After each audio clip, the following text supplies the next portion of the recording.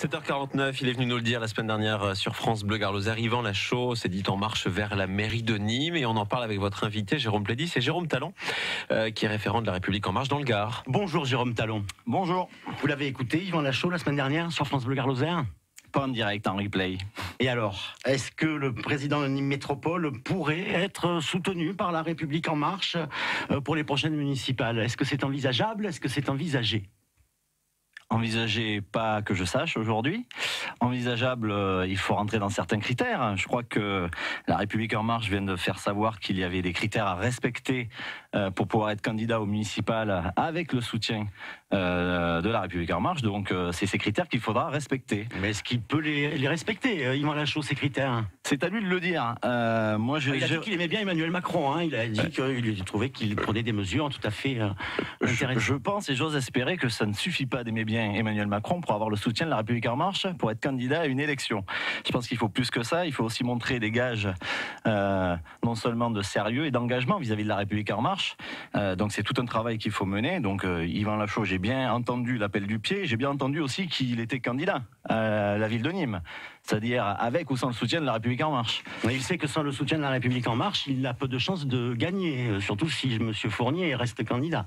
Et pour avoir encore une fois le soutien de La République En Marche, il faudra montrer encore une fois du travail, de l'engagement et de l'engagement aussi avec les marcheurs. Parce que ça ne se fera pas sans les marcheurs. Moi, je suis garant de cela dans le département. Je tiens à ce que sur l'ensemble des communes où nous allons nous engager, cela soit fait avec les marcheurs. Et les marcheurs, vous les avez réunis au sein de la coordination de 5 comités gardois d'En Marche à Nîmes. D'ailleurs, ça fait beaucoup, 5 comités. Il va peut-être falloir mettre de l'ordre dans tout ça. Mais est-ce qu'il en a été question justement de cette candidature d'Yvan Lachaud de cette réunion? Alors, je n'étais pas présent à cette coordination parce que les comités entre eux peuvent travailler, il n'y a pas de problème. J'ai évidemment des liens, j'ai des retours sur ces réunions-là. Je sais que c'est compliqué, c'est toujours compliqué. Et je crois que justement, si on se focalise sur le fait qu'une personnalité, comme Yvan Lachaud, a déclaré sa candidature et que La République En Marche se focalise là-dessus, alors on ne sera pas en capacité, nous, de travailler véritablement sur un projet. Et encore une fois, je vous le dis, moi, je crois vraiment sur Nîmes qu'il peut y avoir un candidat de La République En Marche parce que je pense que nous pouvons porter un projet pour les Nîmoises et pour les Nîmois. Il semble quand même y avoir débat. Johan Zaouch, qui est coordinateur des comités de la première circonscription du Gard, ne cache plus son exaspération. Pour lui, Yvan Lachaud, ce n'est pas sa vision du renouvellement. Donc on en parle quand même de cette candidature d'Yvan Lachaud au sein d'En Marche. Vous voyez donc qu'elle ne fait pas l'unanimité, cette candidature, mais je pense qu'il y a au sein de La République En Marche des gens qui effectivement soutiennent aussi Yvan Lachaud, c'est possible. Moi, je me suis amusé à faire un petit portrait robot de. On va de reconnaître alors. Eh ben voilà, vous verrez, j'ai fait un petit portrait robot d'une candidate sur Nîmes. Évidemment, un Nîmois, une Nîmoise, sans mandat, adhérent de La République En Marche, issu du privé, impliqué dans le domaine associatif. Et quelqu'un qui serait capable, par sa nouveauté, justement, en politique, de mobiliser les Nîmoises et les Nîmois. Et ça ressemble fort à David Tebib, le président de l'USAM Nîmes de handball, chef d'entreprise, né à Nîmes. Il a dit ici même, à ce micro récemment, il serait intéressé par la vie de la cité au sens propre du terme. Alors effectivement, ce portrait robot peut lui correspondre. Ça peut correspondre aussi à d'autres personnalités sur Nîmes. Mais effectivement, David Tebib, que je connais un petit peu, effectivement, est quelqu'un qui a envie de s'engager. Pourquoi pas? Est-ce qu'il s'est engagé d'ailleurs officiellement au sein de La République En Marche? Il est adhérent de La République En Marche. Donc il correspond bien à votre portrait robot, Jérôme Talon. Il peut correspondre. 7h53, France Bleu Gare Lozère avec Jérôme Talon, notre invité ce matin. Il est référent de La République En Marche dans le Gard. Alors les élections, c'est quand même en 2020. On a encore un petit peu de temps pour y réfléchir.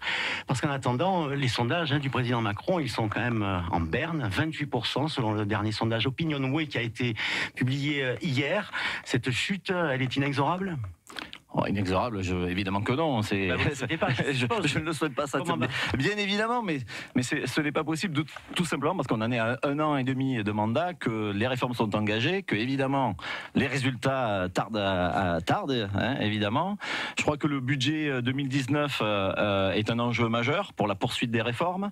Alors certes, avec une croissance qui n'est pas au niveau espéré, mais il ne faut pas non plus tabler que sur la croissance, parce que justement, lorsqu'on table que sur la croissance, on ne fait pas de réforme à côté, et ça serait une erreur. Donc oui, il faut poursuivre les réformes. Il y a un geste social qui est annoncé sur le pouvoir d'achat. Je crois que c'est une bonne chose, mais il faut faire attention par contre, moi je le dis à mes amis de La République En Marche, au yo-yo. Lorsqu'on prend des mesures, il vaut mieux bien les accompagner dès le départ, plutôt que de se retrouver obligé de faire un geste à certains moments. Et donc je crois qu'il faut vraiment, sur les prochaines réformes... Oui, retraités. Oui, notamment je n'avais pas caché que je trouvais que le plafond d'application de la CSG était trop bas et qu'il fallait un plafond plus haut. Il y a des choix différents qui ont été faits, c'est comme ça. Ça a été corrigé pour 300 000 retraités. Voilà, donc il y a une correction qui arrive. Je crois qu'on peut le travailler bien en amont sur les futures réformes et avoir l'accompagnement social en même temps que l'on fait une réforme de structure. Le gouvernement examine aujourd'hui le projet de budget de 2019. Il annonce 6 milliards de baisse d'impôts. C'est un chiffre qui paraît énorme. D'ailleurs, les Français que l'on interroge ne semblent pas y croire. Il va falloir vraiment être très lisible sur ces mesures qui vont être annoncées tout à l'heure. Je crois que le problème, c'est le financement de ces mesures. Parce que ne pas croire aux baisses qui vont être annoncées, je ne vois pas pourquoi, a priori, on ne croirait pas à ces baisses-là. Elles sont annoncées parce qu'elles ont un sens, ces baisses. Le problème, ça va être de les financer sans dépasser les fameux 3% du PIB en endettement. Alors aujourd'hui, on nous garantit qu'on sera largement en dessous des 3%. Ça va se jouer entre les 2,6 et 2,8% du PIB pour pouvoir financer des mesures. En tout cas, ces mesures, elles doivent aller dans quel sens? Est-ce qu'il y a débat au sein de La République En Marche sur les tenants d'une ligne plus à gauche et ceux d'une ligne plus libérale? Ça a toujours existé. De toute façon, depuis que la République En Marche existe, c'est ça, la République En Marche. Vous avez des gens qui sont venus plutôt de la gauche, plutôt de la droite, donc qui effectivement n'étaient jamais engagés dans des partis, de la société civile. Et donc chacun a sa sensibilité, certains plus vers le social, d'autres plus vers le libéral. Je crois qu'il faut arriver à avoir des mesures, encore une fois, je le disais, qui prévoient l'accompagnement social d'une mesure qui est dite libérale, et il est important. Et je crois que c'est cela que nos députés doivent porter et que le gouvernement, évidemment, doit mettre en place. Et c'est à suivre donc aujourd'hui à l'Élysée avec ce Conseil des ministres très attendu. Merci Jérôme Talon d'être venu ici à France Bleu Gard Lozère. Vous êtes le référent En Marche dans le département du Gard. Bonne journée. Merci à vous.